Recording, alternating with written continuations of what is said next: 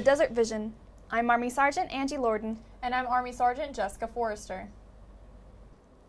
Soldiers from USARCENT recently heated up the ice in Kuwait City at the inaugural Desert Classic Hockey Tournament. Army Staff Sergeant Lloyd Harger has the story. Soldiers from USARCENT's 682nd Engineer Battalion took to the ice against the Kuwait national hockey team in the inaugural Desert Classic Hockey Tournament in Kuwait August 6th. One player, Sergeant Michael Getty, feels that the opportunity to play hockey in the desert is definitely unique. It's kind of surreal. We're the state of hockey, and they came out here and like, hey, you guys are Task Force Wild. You guys want to go play hockey? We didn't even know there was a rink in Kuwait, and didn't think anything cold would come to this country. So it's pretty phenomenal. When they told us that we were playing against the Kuwaiti international team, we were just blown away. We're like, you actually want us to play their Kuwaiti Olympic team, and then we only have a select handful of people here that actually know how to play organized hockey, so it should be pretty interesting. Let's get to the action. In semifinal Game 1, Blue Line versus the White Knights. 5 minutes into the first period, the Line drew first blood, but the scrappy Knights wouldn't go down without a fight and almost immediately answered back. After 40 minutes of regulation play, the Blue Line would vanquish the Knights in an overtime shootout 6-5. Game 2 had the Crimson Tide colliding with the Kuwait national hockey team. The underdogs from the U.S. showed a lot of spirit, but in the end, the professional players came out on top with a score of 8-0. In the final game of the night, the Blue Line would once again enter the barn to take on the Kuwait national hockey team. After a full 2 periods of regulation play, the line would fall 15-0. At the end of the evening, there were no hard feelings shown as players once again gathered on the ice to shake hands. In addition to the spirit of sportsmanship, the Kuwait national hockey team delivered a very special message for the American soldiers. Reporting from Kuwait City, I'm Army Staff Sergeant Lloyd Harger. Events like the Desert Classic are essential for building lasting friendships. Sergeant First Class Raul Tirado talks to some of the soldiers that participated in the event. It's very hard to put into words, but it's definitely those power words you think of: memorable, extraordinary, once in a lifetime. It was amazing being geared up and starting to walk out into the ice rink, and between seeing the crowd and having the jersey on and hearing the roar, the noise of everything, it was truly amazing. It was very memorable for me. I'm not the best hockey player, but representing the U.S. against a national team was intimidating to say the least. But really the games, they were fun, they were friendly, they were just a good time, really. It was just a great out-of-body experience from being in a deployment, being in uniform, to playing hockey with people that just want to have a good old time. I was super nervous about, hearing those shots against the board and stuff, and I was like, oh my gosh, this is gonna hurt really bad. But it wasn't that bad. I guess just getting over the fear of getting hit by the hockey puck was more the thing I was more scared of. But after the first couple shots, it wasn't too bad, and then after that, I was beating myself up because I couldn't catch the shots that were coming in. But it was fun. It was ultimately a fun game.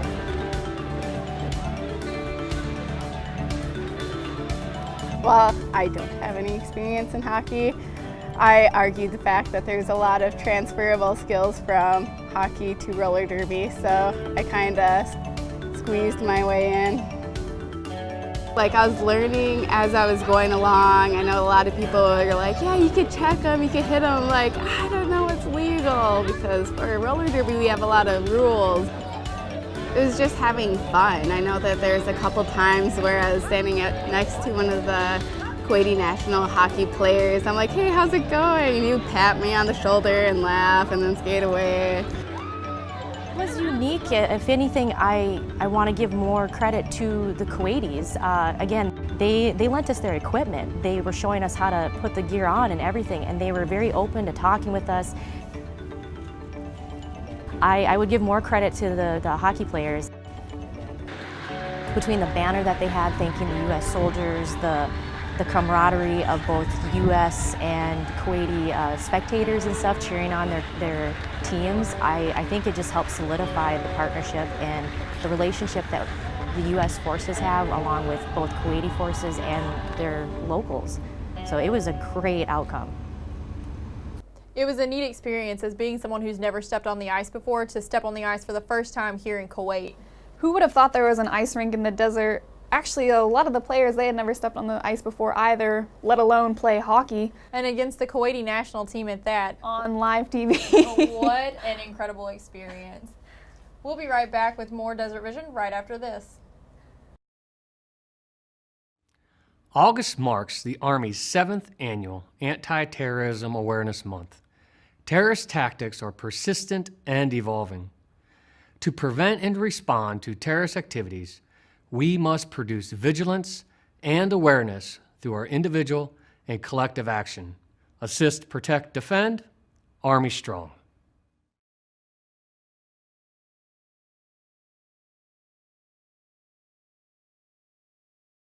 Welcome back to the Desert Vision.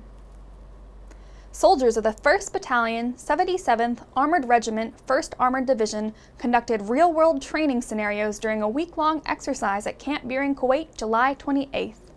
The military operations in urban terrain, or MOUT training, takes soldiers through a mock-up of a village modeled after the urban terrain of the Middle East, complete with buildings and a bustling civilian populace. The authentic training environment, coupled with a realistic scenario, enabled the soldiers to focus on how to clear and enter multiple rooms, move through hallways, and clear staircases in a tactical manner.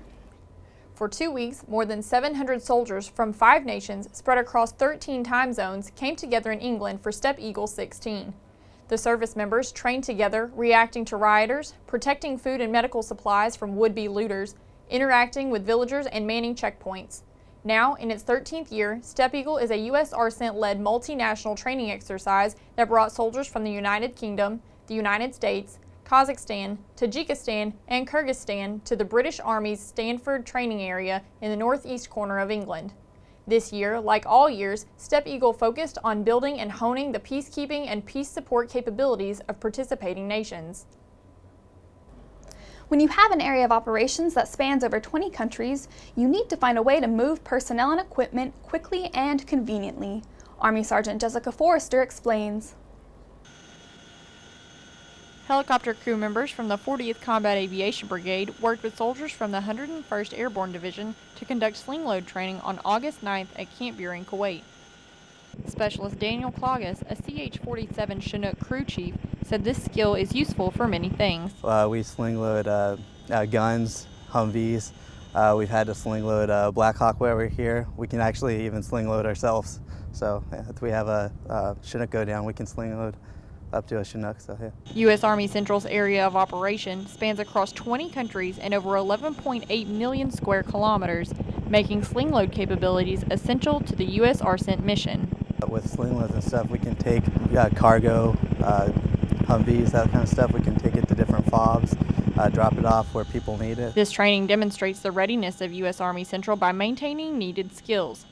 Reporting from Camp Buehring, Kuwait, I'm Army Sergeant Jessica Forrester.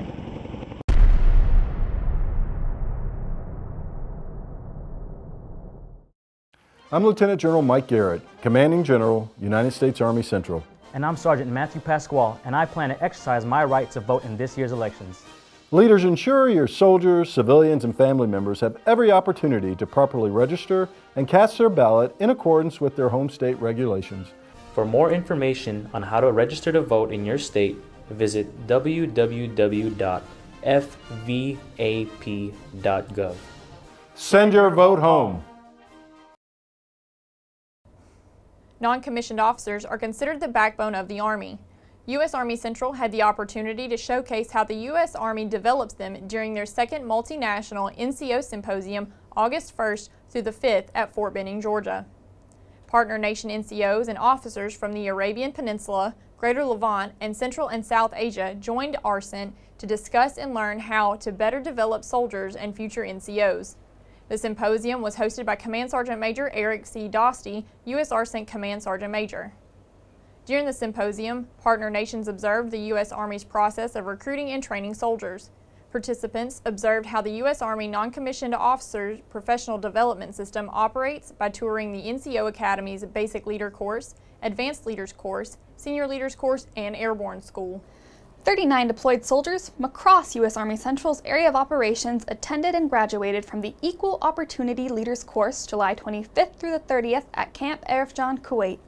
The 60-hour course consisted of a combination of lectures, interactive presentations, role-playing exercises, and group activities which equipped the soldiers with the training they needed to make them qualified equal opportunity leaders. The Army's equal opportunity policy protects the 6 categories from discrimination: race, color, gender, national origin, religion, and sexual orientation.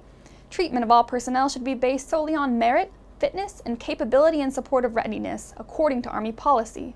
This class was taught by 8 equal opportunity advisors. Major General Thomas Siemens, Commanding General, Human Resources Command, visited non-commissioned officers and officers of U.S. Army Central to host a Leaders Professional Development Forum. Additionally, Major General Siemens explained and clarified the goals of the already in effect drawdown and how to remain competitive and marketable in this time of change. During his brief, Siemens explained to the audience that he wanted an open conversation because without friction, there's no progress.